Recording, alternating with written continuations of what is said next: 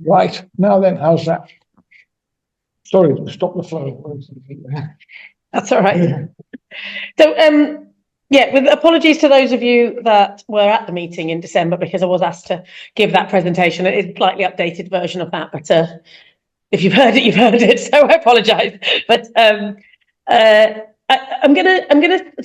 Unite's Women's and Equalities Officer. I cover our region, which is North East Yorkshire and the Humber. And the reason I've got involved in the work around the radical right is because I felt it needed doing, and it affects members of our equality sectors and it affects all of our members. So, you know, I think all of us, wherever we are and in whatever roles we're in, need to step up and get involved because otherwise nothing is going to change. So I am kind of starting from the point of view that I'm assuming that everyone here thinks it's a problem that there is a rise in the radical right. And I say that because the TUC recently did some research on union members, and 25% of union members in this country are thinking of voting reform. So we can't assume in our union spaces that everybody is starting from the same place. I am making an assumption that everybody here is, but we can't actually assume that in all of our meetings, and certainly I think we need to approach the topic differently in different union spaces because there's a job of work to do with our own membership. It's not something that's outside the movement. So that kind of leads me into talking about the scale of the problem, and I think that kind of illustrates the scale of the problem quite nicely. But this isn't just a problem here; it is a problem. It is a problem globally. You know, we have Trump, we have Narendra in India, we have the far right in government, either outright or in coalition in 7 countries in Europe, and at regional level in many more countries in Europe. Since the meeting that Martin talked about, I've been to a meeting of the European Trade Union Institute network on combating the far right, and there was a slightly darkly comic moment where I suggested that a small group of countries where the far right are not yet in power, where we could talk about the emerging threat, might be useful. And they all sort of looked at me and said, well, that'd be you and Fred then, who was the other person from the UK, because the far right in some form was in power at some level in all of their countries, which was quite sobering. And I think that the only reason it's not here now is because we have first past the post, but the time is coming where first past the post is going to stop keeping them out and start keeping them in, and then we've got a bigger problem than we would have if we had PR. So I think the scale of the problem is massive, and I think that not enough people are quite focused on the scale of the problem. I mean, I'm sure many of us are, but I think that we need to be very scared, and for that to be a motivating factor. The other thing I want to say about the scale of the problem is the scale of the funding that is going into far right and radical right parties. And just to say that I'm sort of following Hope Not Hate's distinguishing between the far right as being a slightly broader term, but also extra parliamentary manifestations of the right, and the radical right maybe being a more accurate definition for pies like reform. But there is a huge amount of international funding from Elon Musk and his like. There is a meaningful far right international now. There is a great deal of international solidarity across the right, and that poses the problem in terms of responding to the scale of the threat. In terms of the threat here, I mean, I've already said about the issue within our own membership. I'm sure everyone here is aware that Reform came second to Labour in 89 constituencies, and 30 of them were in our region. I mean, when I say our region, I'm talking about North East Yorkshire and Humber, which is obviously now also the TUC region as well.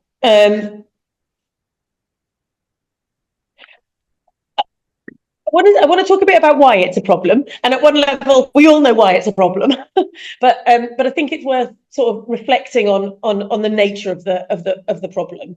It is a problem because it is inherently a racist and misogynistic project and discriminatory in so many other ways, but it is also a problem because it is a politically motivated attack on the working class.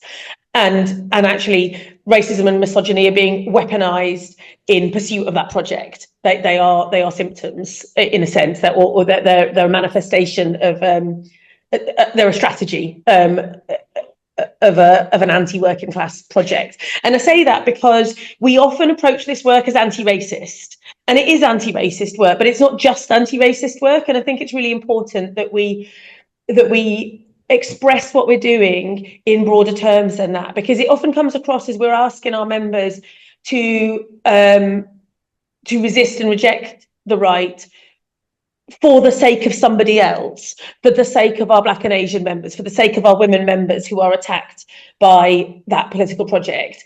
But actually, every member of the working class is attacked by that political project, and that needs to be our headline, that we are asking people to reject that politics because it is bad for all of us, not just because it's bad for some of us. And I think that needs to be more of our headline message, because a lot of the work comes under the umbrella of anti-racism, and I think that sends a message which, as well as being inaccurate, is not helpful to us in terms of changing people's minds, and I will say a bit more about that. So I'm going to say a bit more about what is the problem, and obviously that's the starting point, that racism and misogyny are absolutely a part of the problem, and it needs to be inherent in what we do and what we say, that we're challenging that. So I'm in no way saying that that's a side issue and that we shouldn't talk about it. It absolutely needs to be central to what we're talking about, but placed in the context of what the right project is trying to do as a whole, because otherwise we're misrepresenting it, actually. In terms of what is the problem, we also need to look at why people are turning to reform, why people are turning to the right here and globally. And it's quite easy, I think, to again start from the point of, well, they're racist, and and everyone who votes reform is racist, and I think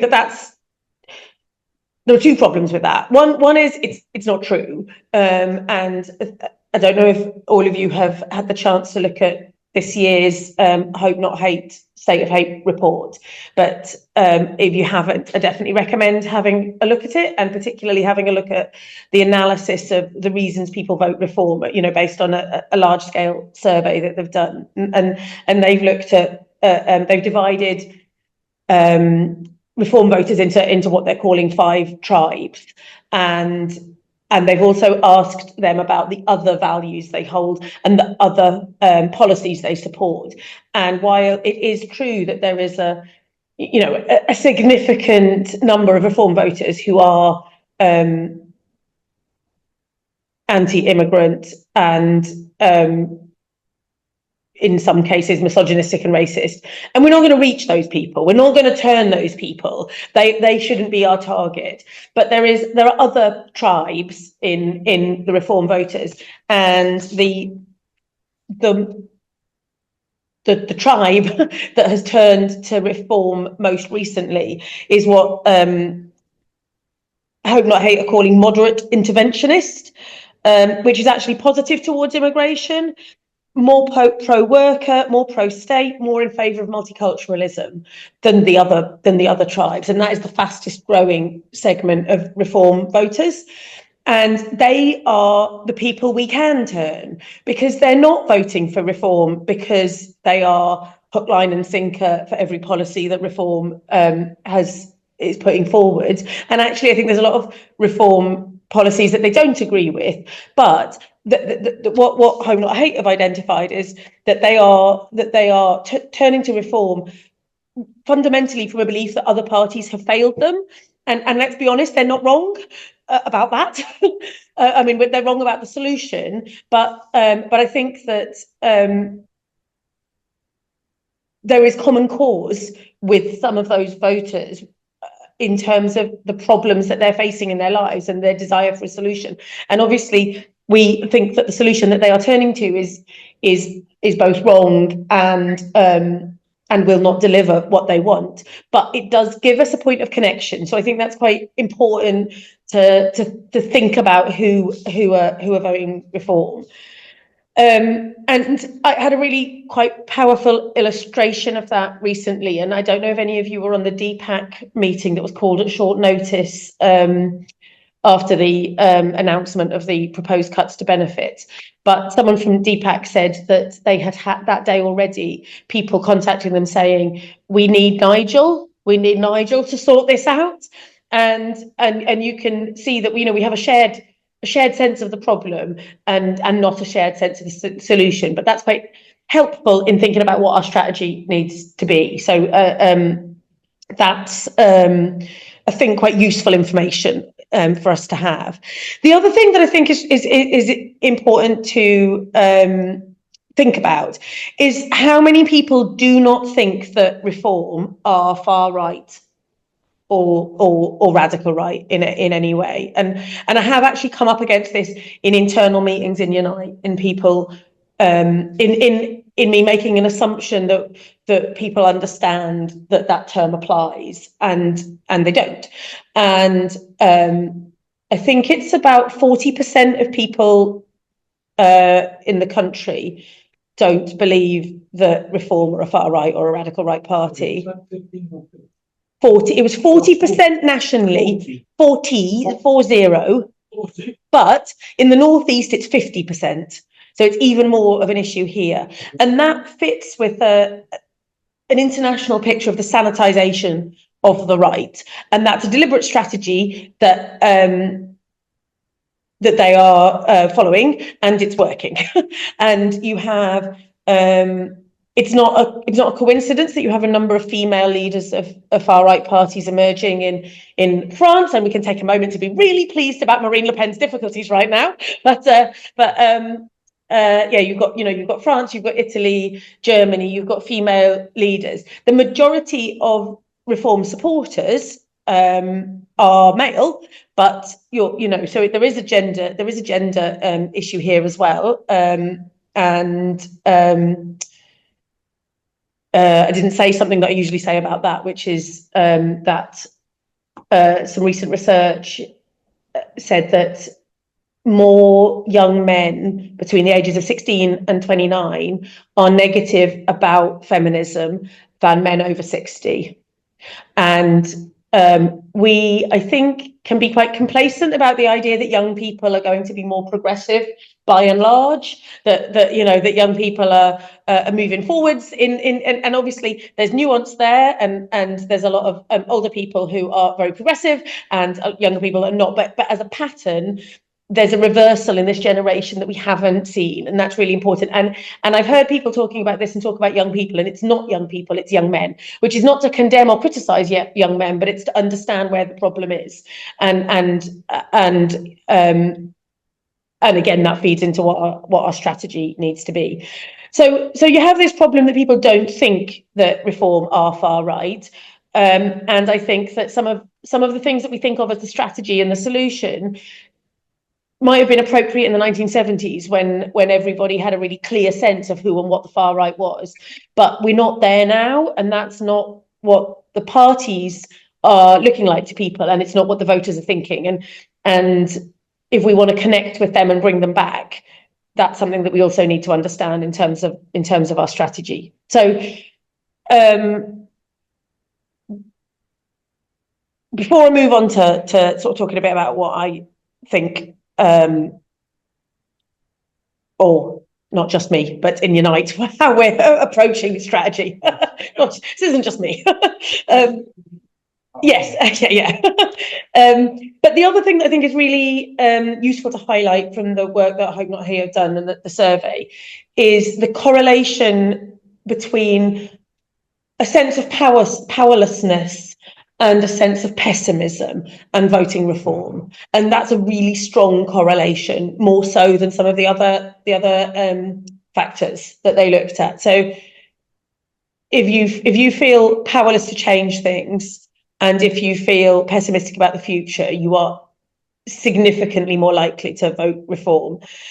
And I think that ties into the sort of underlying, we talked about the real project that underlies the racism and the misogyny, but also what underlies the appeal of that is some very real social and economic factors. So we have global financial insecurity, we have deliberately degraded public infrastructure so that if you haven't got as much money in your pocket, that matters even more, because the safety nets that that were there when you need them, because you can't resolve those difficulties that you might be experiencing yourself because you haven't got the money to do that, is compounded by the deliberate destruction and degradation of the public infrastructure. Union busting on the rise, which obviously, as we know in this room, that feeds into a reduction in terms and conditions, increase in inequality, increase in high levels of personal debt, stagnating wages, stagnating living standards, and an increase in precarious work. And that is the environment that people are in, and they're looking for a solution, and that's the driving force of the increase in support for parties like Reform. So in terms of strategy, all of that in the discussions that we're having within Unite, we feel feeds into, and I'll say it's not just Unite. I've been having these conversations in quite a few places lately, and including in the meeting I mentioned in Brussels. And this is definitely thinking that's going on, across the different sort of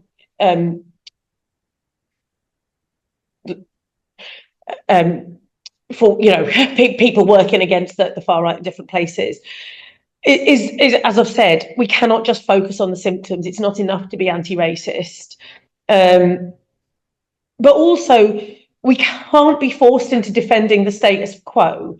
There is a real problem, and people are right to be looking for a solution. And if we are defending the status quo, that is not going to get us where we want to be. And we have a real problem in this country, because the solution or the strategy that many of our colleagues across Europe are able to embrace is that they have a genuinely left party that they can present as an alternative. And I'm absolutely not here to defend or attack Labour. And actually, I think we need to divorce this work from our relationship with Labour to a certain extent, because our problem is that under first past the post, we don't have that. And also we can't have that on a time scale that is going to be anywhere near fast enough. And if we think the solution is to set up another party, I really think that is a route to losing this battle, because Farage has been building this level of support for over 20 years, and we are nowhere near it. And if that's where we put our energy, we are not going to make the difference we need to make in the timescale we need to make it. The strategy, in my opinion, and what we're discussing in Unite, is that while obviously we are, and I'm not sure what unions everybody represents, obviously we're affiliated to Labour, so we have a particular issue in terms of managing our relationship with Labour and how we express this. But I think that we, as the trade union movement, need to be the hope and the power. We don't have the option of that being outsourced to a political party in the way that we would like, or to maybe not outsource, but for a political party to be part of that. And I'm not criticising everything Labour's doing any more than I'm defending everything Labour's doing. I think, it's a nuanced picture, and I think that that's probably something that would be useful for us to talk about. But we believe that trade unions can fill that space of hope and a sense of power, but a lot of people don't believe that, and that kind of gives us our task. I think that we need other people to believe that too. And I don't know about all of you, but I'm very scared about the future.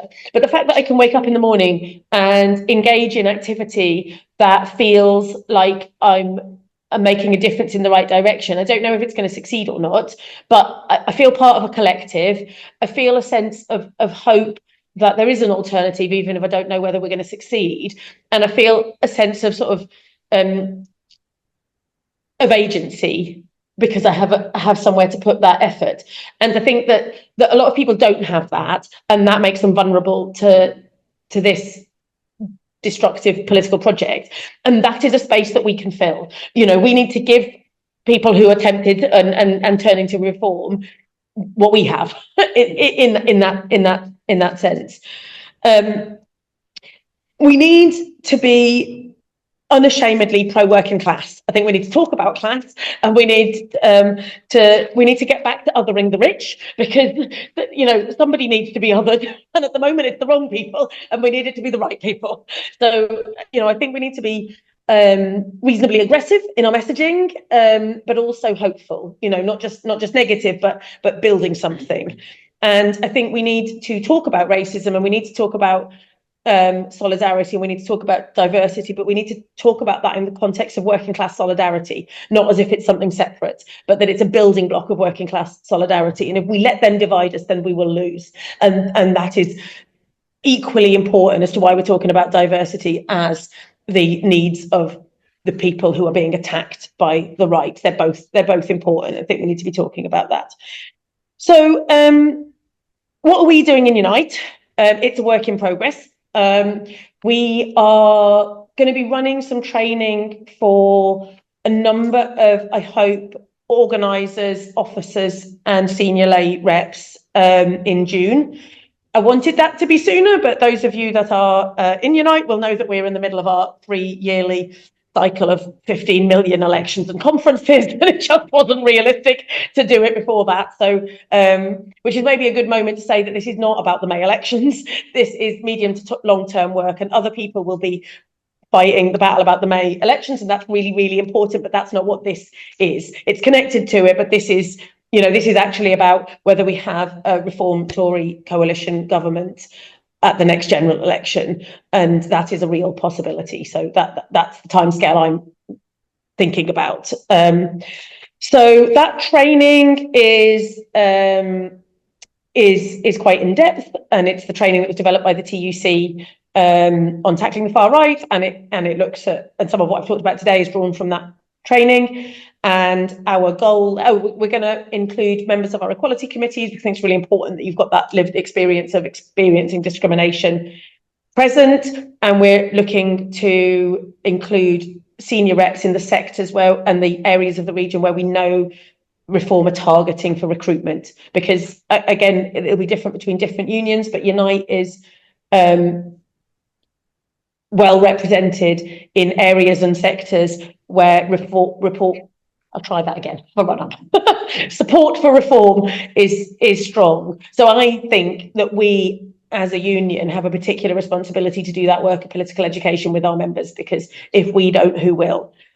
We're working with I hope we will be working with a company called Jarrow Insight, who do social listening, which is legally looking at social media output in a really targeted way. So we are talking to them about developing a project with a large workplace where we have a lot of members, and using that data to target our messaging in a way that speaks to what people are talking about online. And Unite has run a project like this in the southeast, and I could talk more about that, but long story short, there was a 70% increase in membership as a result of that project and a successful pay dispute. So it's doing what trade unions do. It's identifying what the problems are and putting forward a solution. And what we have going for us, they've got the media and the money and the simple message. But what we have going for us is that their solution is not true and our solution is true. And that's what we need to communicate. That's what we've got going for us, is that if they stopped every small boat, nobody's lives would get any better. But if we built worker power, then people's lives will get better. And that's what we've got going for us.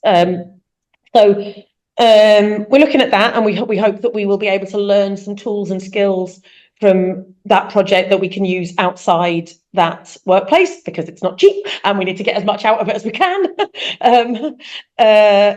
We are looking more broadly at our social media. We're looking at what was an equality newsletter is now going to be, which goes to all members, is now going to be a general newsletter, because it was an initiative of mine to communicate with all members, not just our reps, about equality issues, which I think is important. But it is true that I hear a lot about equality issues and not a lot about other things. We communicate with our reps about other things, but we're not, our ordinary members are not always hearing about our wins and not always hearing about that, so we should, it's a simple thing to start with telling our members what we're winning. We do stuff for Black History Month, we do stuff for LGBT plus History Month, we do stuff for International Women's Day. That's a large part of my job. I think it's very important, but we don't do stuff about the history of our own movement. So we're going to start doing something on May Day that's about the history of our movement, and again trying to present that sort of that diverse history as being part of the history of the working class, which it is. I think there is scope to explore a network of champions who care about this work, who might not be reps, but maybe we can give them some resources and some training and help them be spokespeople and have the tools to have those difficult conversations. And we absolutely need all of that to be building towards political education on the ground in the workplace and not just in the classroom. We need a network of people, whether that's our reps or anyone else who wants to step up and get involved, to be doing that political education in a meaningful way on the ground. So that's and absolutely, not trying to pretend in any way that we have all the answers or that we know that all of this stuff's going to work, or, but we have to start somewhere. We have to get on with it. We have to, and we really, really have to work together as a movement. And if Unite does something that works, we need to talk about it with other unions. And if any other union does something that works, I want to hear about it, because we're only going to win this together. Yeah. So there we go. I'll stop there. Well, I thought it was good when I heard the presentation at the meeting back in December, but that was brilliant. I think that was really, really super. And yeah, we're not, there's not enough of us here to give you a standing ovation. I feel like I've gone 0 to 60 from doing nothing about the far right to talking about it every day. So I've had practice. I'm going to leave the laptop there in case you want to respond to the comments. But Chris has got his hand up. Yes. We're not addressing the cause, and Labour is the cause for not being in opposition. When Labour was not opposing the Tories in any meaningful way, and now it is emulating the Tories, Labour is the problem. We must have an alternative to Labour as it moves further and further to the right. Immigration. Can you put a cigarette paper between the Tories and Labour? Only the Rwanda thing, welfare, not at all. The Tories aren't opposing Labour because Labour are now the Tories, and that's not going to work by bypassing the cause, and the cause is Labour. I mean, I think my view is that setting up another political party is not going to work in the timescale we need it to work. If other people think differently, then I think, this is a wide movement. Other people can go set up a political party and do that work. Personally, I think that'd be putting our energies in the wrong place. I think that we haven't got the time to build that. And I also think that it's really important. 20 odd years ago, and we haven't got 20 years.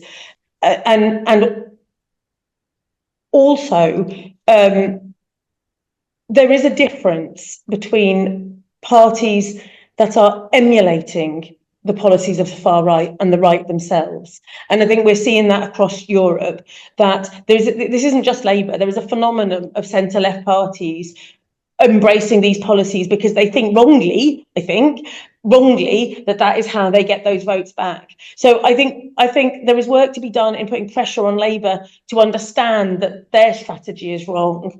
But if we make this about the political system, I think we have a hill too big to climb at this point, which is why I think we need the trade union movement to be the source of hope. We need to put pressure on Labour, but we need our strategy to be bigger than that. Okay, maybe you can come back later, Chris, but I've seen another hand up already. So that's Graham Kirkwood. Yeah, thanks very much. Thanks for the presentation. Could you speak up a bit, please? Can you hear me, Martin? You're very quiet. All right, I'll speak a bit closer. Can you hear me? Yeah, okay, go on. Sorry, that's the best I can do. I don't think I've any other way of putting it up. So I just wanted to make a couple of points. I think this. I think you're right. I think we need to do all the things that you're exposing the far right, the reform for the frauds that they are. You know, in terms of what they. I mean, they're quite exposed in the NHS actually, and I think that needs to be kind of really pursued with them. But the problem we've got is that when you look at I saw a survey, and it's quite a reputable survey. Unfortunately, I haven't got it to hand, but something like over 80%, 84% of Reform voters believe in a publicly funded public NHS. You know, so it's not significantly different really from Labour voters, really. You know, yeah. And I think that is the problem. So I think there's two things on top of exposing them for what they are and who they are. I think we also need to, you know, draw people into activity. In terms of the struggle over Palestine at the moment, I think that undercuts them. I think the anti-austerity struggles, you know, we're now facing austerity round 2, so anti-austerity struggles I think will undercut them. But I think at some point, I think you do need to challenge.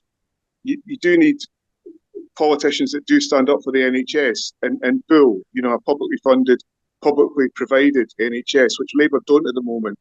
And that's a kind of gaping hole, really, which Reform will keep on exploiting until whether they're Labour politicians or from another organisation, I don't care.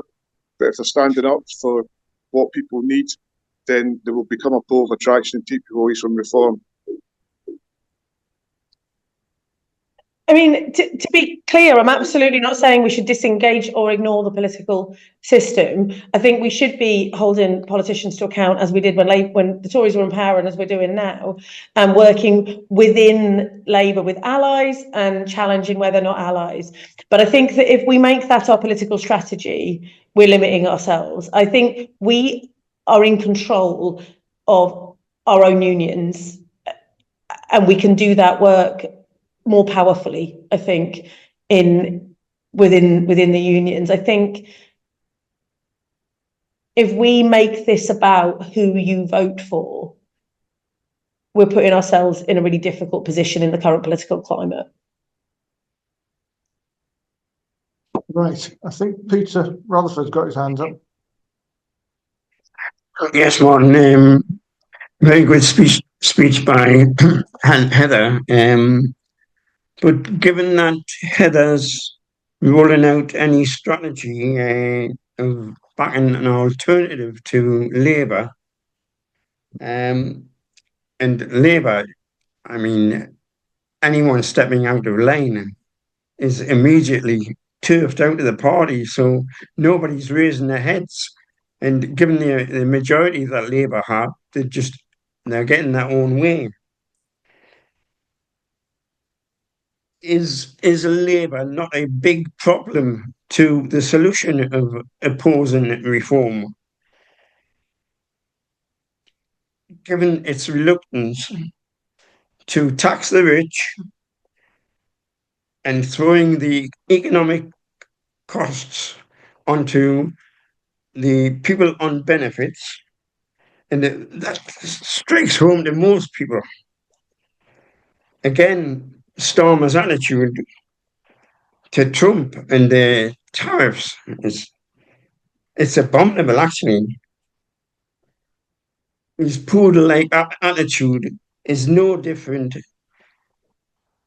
to the Tories when in power, which is the attitude to the US and the likes of Musk.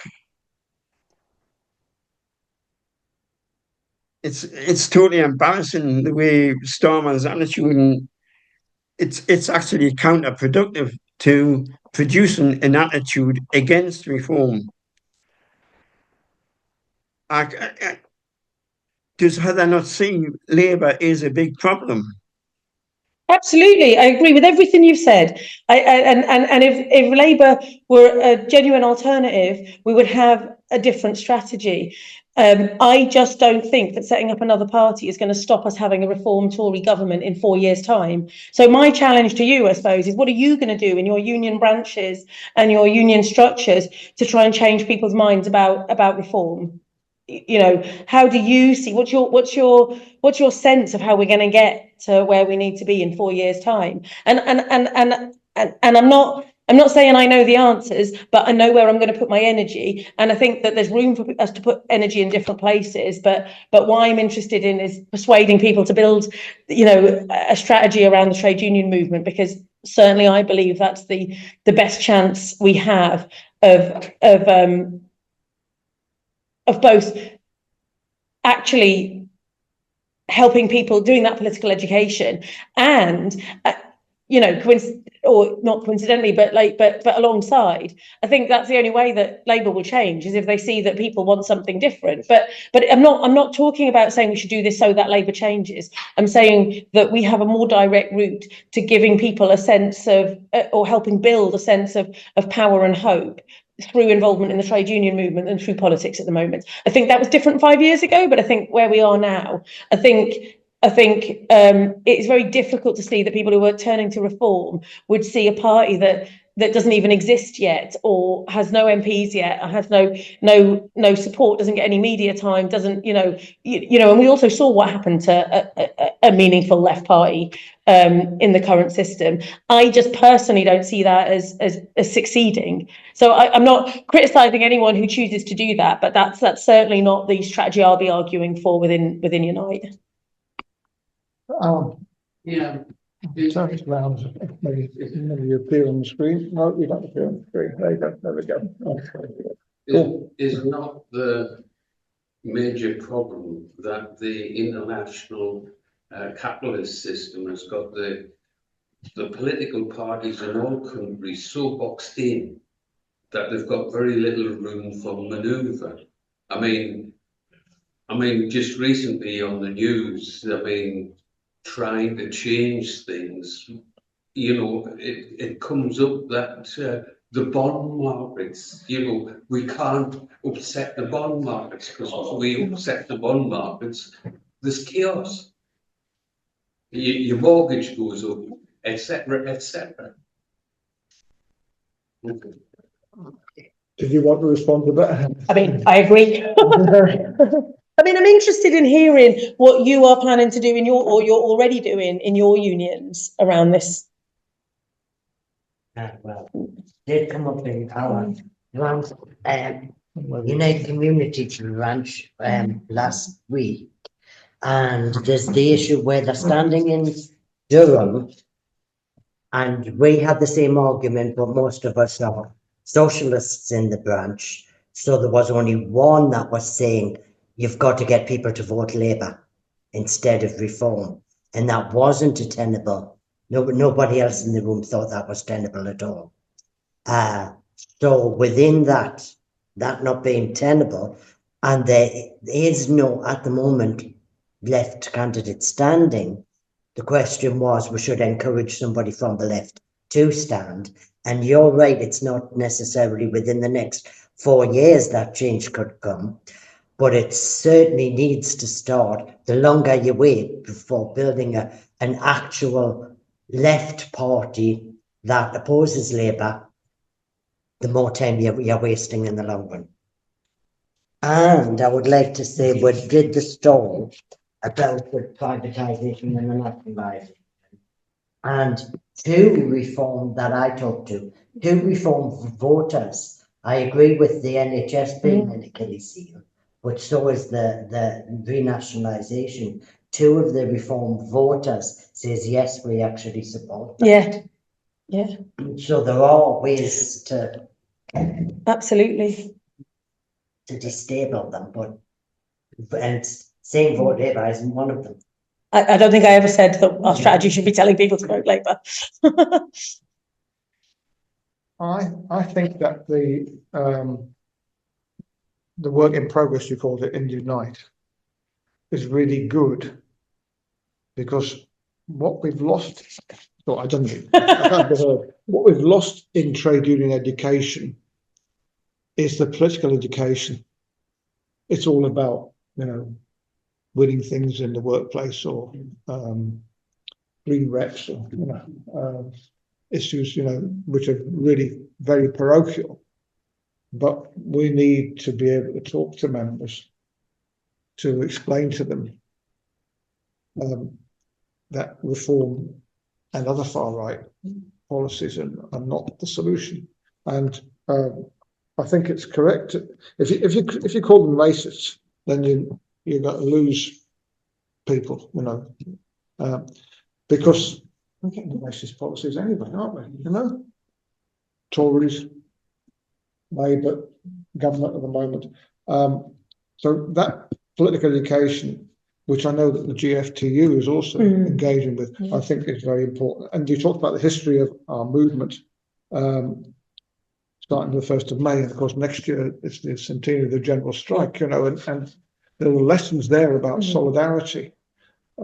And whatever happens in 4 years' time, and it could be less if the government carries on the way it is, we do need to have a resilient trade union movement, and one that can actually fight.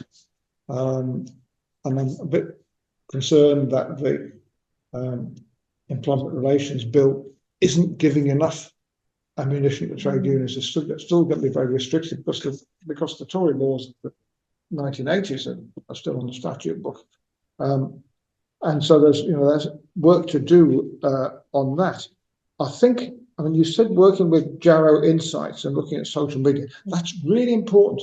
Ron knows about this because he's spoken about this before, about having mates who are very strongly influenced by what they get on social media. And there's a lot of far-right activity there. And we need to find ways of countering that. And this is all, under the counter, isn't it? We don't know what's happening, but it's happening. Why are so many young men, 16 to 29s, misogynistic? This is what they're getting from social media, and it's an easy diversion for the ruling capitalist class, to say to people, well, your main problem is women, or your main problem is black people, when your main problem is actually the employers and the bankers and so on. And I'm really pleased about you saying we need to be unashamedly pro-working class and talk about the working class, because that's something we've got to get across. It's not your identity which is so important, as your class, how you stand in relation to the owners of wealth, the owners of capital. So I thought that was really important. The Indian writer who heads up the Transcontinental Institute, Vijay Prashad, has written about a far right of a special type. They're not fascists, but the policies that they've been putting across converge with liberal policies, and they're getting embraced by the people with the money, the big business owners and so on. Who can see that there's a loss of confidence in existing politicians. So let's go for somebody who's demagogic, and they will defend the interests of big business. But we have to expose what they stand for. I actually think that it's premature to talk about a new party at the moment, but there are indications of the fact that left-wing policies can win by the fact that you've got Jeremy Corbyn re-elected in the general election. You've got 4 other people elected on the basis of opposition to the genocide in Gaza, and you've got a candidate elected in Ilford South, was it? In Ilford recently in the local elections, who was a local community candidate, not Labour off the first place, and losing 25 points or more, 43% of the votes to get elected at local council. I think local initiatives like that are likely to happen, and the trade unions may have to make a decision at some point where they're going to stand with the Labour Party in the general election. But I think it's early days yet to be talking about that. Right, Ron, you want to come in? You're muted. Sorry about that. Yeah, thank you, Heather. I thought your presentation was excellent and very passionate as well. I think I agree with everything that you said. I haven't come in yet just because it's just difficult to think where to come in, what angle to come in from. Where do you start with this? Where do you penetrate? What are the answers? But I can't help wondering if it wouldn't be lovely if there was some sort of joint union campaign around the sort of theme of who represents the working class.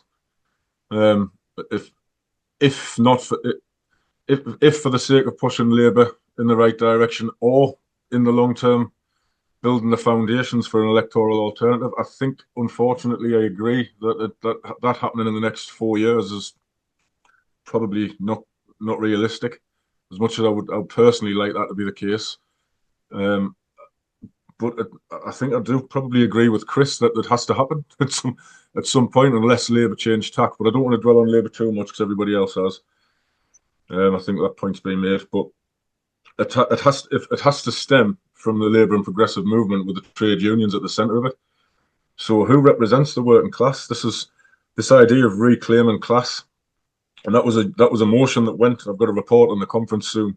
And I've just opened the booklet, and that was the second motion that went to conferences from United. I wrote that motion. Yeah, well, it doesn't surprise me. But it's a good motion. It talks about the far right getting the emotions right, but the facts wrong, and how the left do that the other way around. We need to get the emotions right. We need to connect with people. But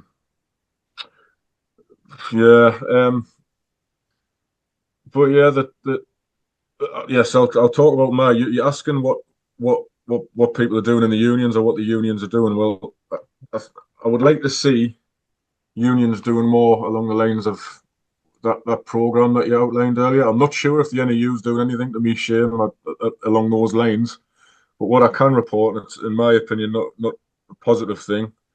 Lots of people would disagree with us on this, but there are some. We've got our conference coming up, and some people are organising. What's exactly some T-shirts, a GoFundMe page to fund T-shirts for every delegate at conference, and that's a Stop Racist Reform. It says on the T-shirt, and it's like big letters. Now I can see the logic behind that, and it's all about taking it head on and opposing racism everywhere it is, in all its manifestations, etc., etc. I don't think I need to repeat the reasons that you gave, Heather, as to why that can, on balance, be counterproductive. I think it can be.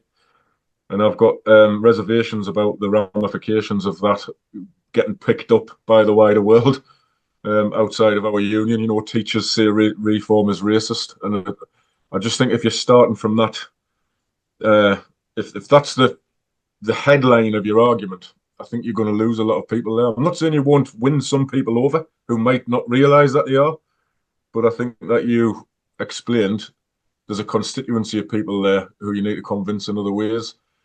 And I think it is about the anti-working class nature, and we need to connect on class terms.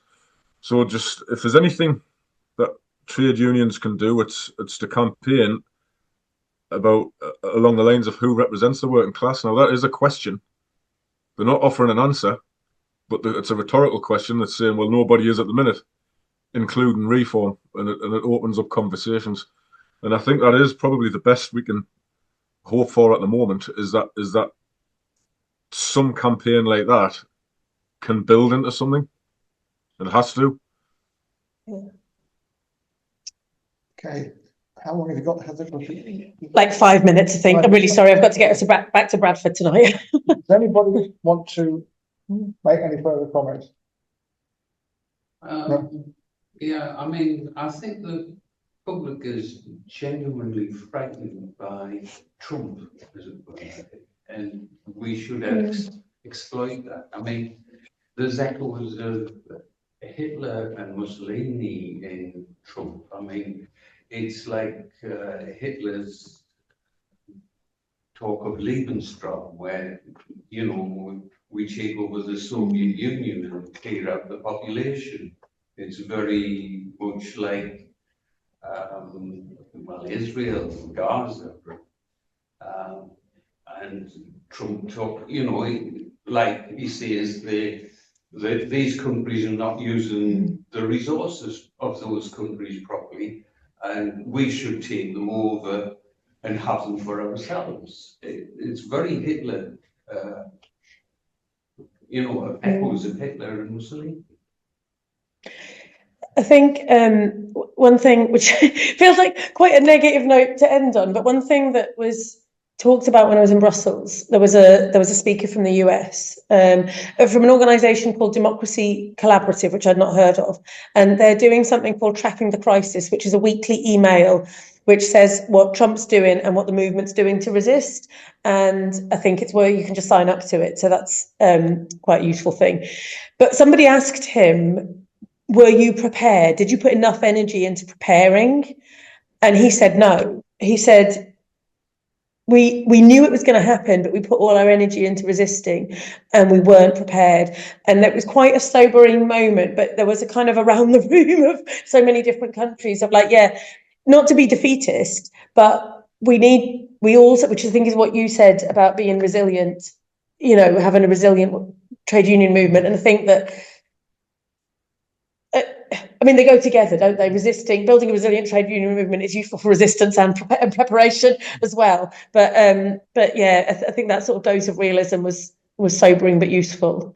And I just want to, I suppose, say I don't disagree with anything that anyone said about, you know, the theory, the politics, the values at all. I think we've got some hard decisions to make about strategy, and we might come to different conclusions in different parts of the movement, and that's absolutely fine. And we will all, you know, put our energies where we think our energies will be most useful, and that's great. And I certainly have, you know, tried to put across a vision of where I think that needs to be. But you know, we're a broad movement, and we're all fighting this as we see fit, and as we, you know, and doing our best. And what more can we do? So yeah. Well, can we, those of you, if you need to put your microphones on, I think we should give Heather a round of applause. Well, thank you very much for inviting me. It's a pleasure to come and meet you all. And yeah.